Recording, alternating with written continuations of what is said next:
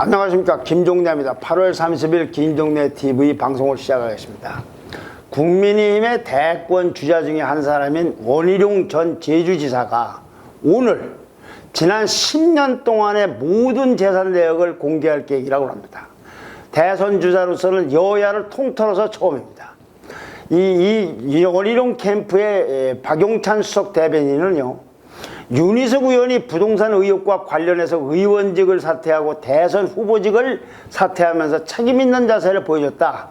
같은 당의 대선 후보로서 국민 앞에 책임있는 자세를 보여줄 필요가 있다는 판단에 따라서 원 전 지사도 재산 내역을 공개하게 됐다고 그랬습니다. 원 전 지사가 이 재산 내역을 공개하게 되면 윤희숙 의원의 사퇴 선언의 이 파장이 대권 레이스에 곧장 영향을 미칠 걸로 보입니다. 그 영향은요, 여야 간의 문제로 정당 간의 문제만 볼 것도 아닙니다. 주자마다도 다르게 영향이 갈 겁니다. 자, 이걸 좀 곰곰이 한번 생각을 해보면요, 당초에요, 국민권익위원회가 국회의원들의 부동산 투기 의혹을 전수조사했습니다. 왜? 요청을 받아가지고. 어떻게 했느냐, 국회의원들하고 직계 존비속에 대한 부동산 거래만 한 겁니다. 여러 개를 다 한 것이 아니라 국회의원과 직계 존비속의 부동산 문제만 조사를 하게, 의뢰를 그렇게 받았으니까 국민님이 이렇게 조사를 했던 겁니다. 그런데 여기서 여러 의원들과 25명 중에 한 명으로 윤희숙 의원에게도 의혹이 있다라는 판정을 받은 겁니다.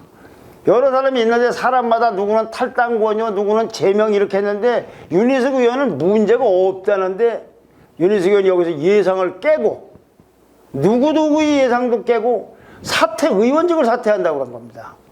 자, 이 발달이 된 윤희숙 의원의 사퇴부터 보면요, 논리적으로는 솔직하게 얘기하면 잘 납득이 안 가는 측면이 많이 있습니다. 자, 우선은 권익위 조사 결과 본인이 소명만 놓고 판단한 권익위 조사가 왔으니까, 권익위 조사라는 건 아까 말씀드린 대로 의원과 직계존비속의 부동산 거래 의혹이 있다. 그래, 그것만 놓고 윤희숙 의원에게 소명을 해봐라 하니까 해놓고 보니까 이건 별게 아니다라고 국민의힘 지도부가 판단을 해서 일종의 면죄부를 내린 겁니다. 아니, 그런데 다른 사람들은 문제가 있어서 제명을 하겠다, 탈당 요구를 하고 했는데 윤희숙 의원은 문제가 없다는 사람이 갑자기 의원직 사퇴를 선언한 겁니다. 다른 의원들은 당신은 좀 문제가 있다, 소명을 들어왔어도 그럼 제명을 하겠다, 아니면 탈당 요구를 했는데 거기에는 반발하고 있는데 이건 문제가 없다는 사람이 탈당을 하고 의원직 사퇴를 선언한 겁니다. 그러니까 문제 있다는 사람은 반발을 하고 문제 없다고 지도부가 얘기한 사람은 사퇴를 하는, 자회를 하듯이 극약처방을 한 겁니다. 거기다가요, 윤희숙 의원이 그럼 인정한 그 의혹이라는 건 뭐예요? 윤희숙 의원과 관련된 의혹은 뭐냐? 윤희숙 의원이 인정한 건 딱 하나입니다. 아버지가 세종시에 있는 논을 투기의 목적으로 부동산을 구입했고 실제로 농사를 짓지 않아 농지법을 위반한 것 같다. 이거는 부인하지 않는다. 그런데 아버지가 한 겁니다. 자기는 결혼한 후에 친정과 경제적 거래를 딱 끊어서 자기가 돈을 낸 것도 아니고 더더군다나 개발 정보를 제공해서 뭐 사전에 여기 하면 올라갑니다 이렇게 한 것도 아니라는 거예요. 뿐만 아니라 본인은 아버지가 이 땅을 구입한 걸 아예 몰랐다는 겁니다. 그렇게 해놓고 사퇴를 한 거예요. 인과관계가 잘 덜 맞아요. 이러니까 사퇴하는 거 아니라 이런 건 아무것도 아닌데, 아무것도 아닌 건 아니지만 거의 문제가 없는데 그럼에도 불구하고 나는 사퇴했다. 만약에요, 이렇게 일종의 비례 원칙이라나 이만큼 잘못해서 이만큼 어떡하가 아니라 이건 별거 아닌데 이만큼 의원직 사퇴라는 건 당을 탈당한 거하고 다릅니다. 국회의원 되려고 난리치는 사람이 한두 명입니까? 그런데 그 의원직을 그만두겠다는 거예요. 1년 조금 지나서 당선된 지. 아니, 이런 정도를 가지고 윤희숙 의원이 사퇴를 한다까지를 놓고 비교를 해서 또다시 비례 원칙을 적용하면 지금 여야에 걸려있는 윤희숙 의원 말고 24명 중에는 탈당이나 제명 수준이 아니라 의원직을 사퇴를 하면서 구속해야 될 의원도 많을 겁니다. 윤희숙 의원이 이 정도 갖고서 의원직을 사퇴했다면 다른 사람들은 구속될 의원도 많다 이 얘기입니다. 본인이든 직계 존비속이든 농지법을 위반했다고 해서 의혹을 받고 있는 의원이 국민의힘 중에는 7명이나 있습니다. 그리고 민주당에 4명이 있습니다. 11명이 있는데 윤희숙 의원은 자기가 몰랐다는 아버지 행인데 다른 사람들은 어떻게 될지 모르지 않습니까? 그래서 윤희숙 의원 같은 정도로 의원직을 사퇴한다면 적어도 구속까지는 모르고 형사처벌은 모르지만은 11명, 윤희숙 의원을 뺀 10명 다 이와 같은 조치를 해야 된다 이겁니다. 거기다가 윤희숙 의원은요, 아버지의 급분, 자기가 몰랐다는 아버지의 땅 산 것 말고서는 자기는 일체 잘못이 없다는 거야. 나는 그런 일을 한 적도 없다 이겁니다.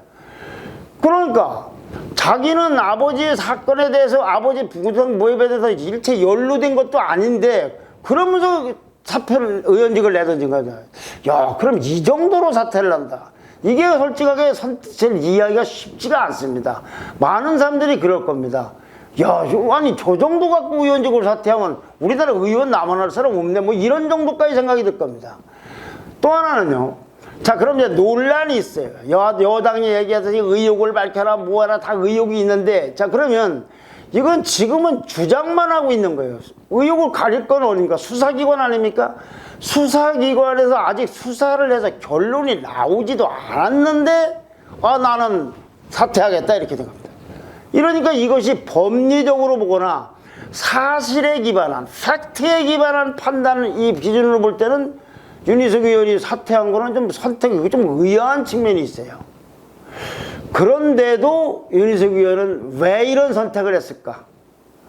한마디로 얘기하면 윤희숙 의원은 어마어마한 정치적 승부수를 던진 겁니다. 그는요, 다른 의원하고 달리 나는 임차인입니다라는 국회 5분 발언을 시작으로 해서 문재인 정부의 부동산 정책 실패에 대해서는 다른 것도 경제통이니까 다 하지만 특히 문재인 정부의 부동산 정책 또는 다른 대권주자들의 부동산 공약에 대해서는 공격을 하는데 최선봉에 섰던 사람이에요. 그리고 본인이 대권주자입니다. 출마를 했던 사람이에요. 그러니까 다른 사람하고 달리 부동산으로서 의혹을 받고 있다라는 것 그 자체만으로도 윤희숙 의원은 자기가 입지가 좀 궁색해졌다고 정치적으로 판단할 수가 있어요. 사실 팩트에 기반한 것이 아니라, 자 이러면 정권교체의 대의를 갖고 있는 윤희숙 의원으로서는 내가 국민으로부터도 물론이지만 특히 여당으로부터 일체 빌미를 줄 필요가 없다. 그래서 나는 과감하게 의원직 사퇴라는 걸 해서, 그래서 공격을 빌미를 아주 원천 차단하겠다. 그리고 배수진을 치겠다. 근데 이것만으로도 그런 해석만으로도 저렇게 저걸로 사퇴를 하는 것이 조금은 충분하지가 않습니다. 이것만으로 그럴까? 뭐냐 그러면 다른 의원이는 뭐냐? 원래는 이 목적이 이런 의도가 이런 정치적인 승부수를 던지려는 게 있었지만 그 밖에 또 다른 사정이 있다면 뭘까? 그거는 여당만 겨냥하는 것이 아니라 지금의 야당까지도 야당의 행태나 등등에서 하는 데에서도 메시지를 주려는 거예요. 그러니까 지금 여의도 정치권 전체에 염치와 상식의 정치를 하라는 그런 메시지를 던졌다고 저는 생각을 합니다. 꼭 여당만 겨냥한 건 아니다. 야당도 겨냥한 것이다. 이것이 염치와 상식이라는 것이 여당만 해당되는 건 아니지 않습니까? 오히려 야당 국민의힘에도 이보다 더한 의혹을 받고 있는데 꿈쩍 안 하고 펄펄 뛰고 하고 있는 일부 이 의혹에 관련된 의원들을 한번 생각해 보시죠. 그 사람들도 윤희숙 의원에게는 못마땅하고 비쳤을 겁니다. 자, 어떻든 간에 이렇게 함으로써 이제 아니 사퇴를 안 하고 그냥 가만히 있고 나는 면제가 됐다고 그냥 이제 별 문제가 없다고 하고 넘어갔으면 될 건데 이렇게 함으로써 이제 일이 점점 커져서 부동산 민심에 대해서 다시 불을 지르는 결과를 가져오고 있습니다. 이제 민심은요, 아니 윤희숙 의원은 저 정도로 사퇴 선언을 하는데 고위공직자나 그 가족이나 그 사돈의 팔촌이 또한 땅도 하나하나도 이거 뭐냐, 의혹이 없는 거냐 있는 거냐, 이런 게 의혹이 있으면 거의 폭발할 가능성까지 있는 만큼 치솟고 있다 이거. 특히 민심의 눈초리는 대권 주자들에게 향하는 것이 더 매섭습니다. 자, 윤희숙 의원은 쇼라도 했는데 대통령 되겠다는 당신들은 뭐 하는 사람들이냐, 왜 가만히 있느냐. 그리고 캠프에 있는 사람들, 누가 대통령이 돼야 된다고 하는 그분들, 그러면 그분들은 떳떳한 거냐, 깨끗한 거냐, 이런 여론이 지금 들끓고 있는 거죠. 정치권의 공방과는 달리. 자, 이런 상황에서 대권 주자인 원희룡 전 제주지사가 공개를 했습니다. 근데 공개를 뭐를 했느냐? 부동산만 공개한 게 아니에요. 권익위는 부동산만 조사했는데 전 재산을 공개한다는 거예요. 아직은 공개 안 했습니다. 이따쯤 공개하겠습니다만은 지금 방송 기간은 이 시간에는 안 하고 있습니다. 이렇게 되면은 부동산뿐만 아니라 전 재산, 아니면 최소한 부동산 문제는 차기 대통령 선거에서 최대 장점이 될 가능성이 정말 커졌습니다. 지난 서울시장 재보궐선거 때도 부동산 문제가 알게 모르게 표심을 엄청나게 좌우했는데 이제 이 문제는 이제 상황이 이렇게 달라졌다. 그래서 이번에도 부동산 문제가 참 굉장한 쟁점이 될 것이다.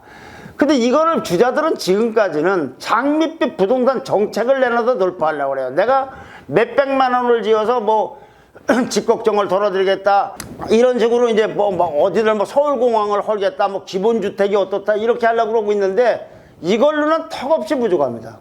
지금 국민들은요, 그런 부동산 정책도 좋은데 그것도 검증을 해봐야 되겠지만은 그런 정책이 좋다 하더라도 그걸 펼 만큼 당신과 당신의 직계 존비속은 떳떳하냐, 이걸 묻고 있는 겁니다.